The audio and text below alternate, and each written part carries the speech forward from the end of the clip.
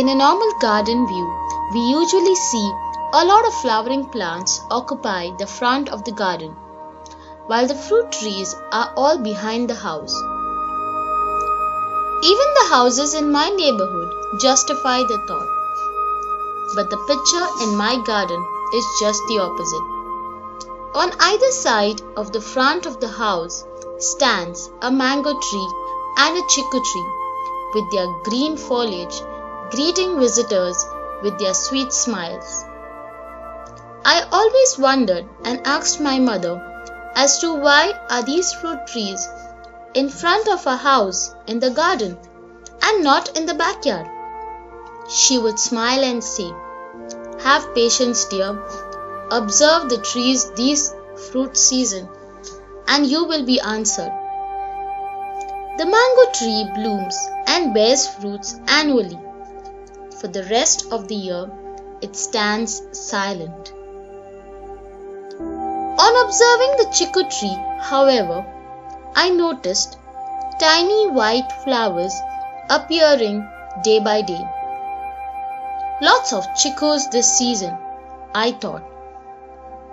Slowly, these flowers turned into tiny raw chikus, and a few days later, the tree was laden with full of fleshy, juicy fruits ready to be plucked.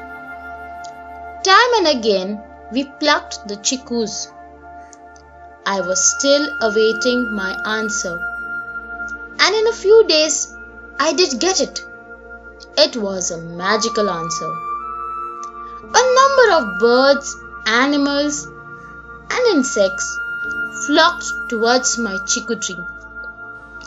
Parrots packed on the delicious chikus, enjoying them to their fullest, while the crows, magpies, and bulbuls sang away.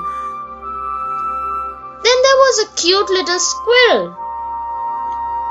who would keep running up and down the chiku tree, always searching for something to fill his bursting stomach.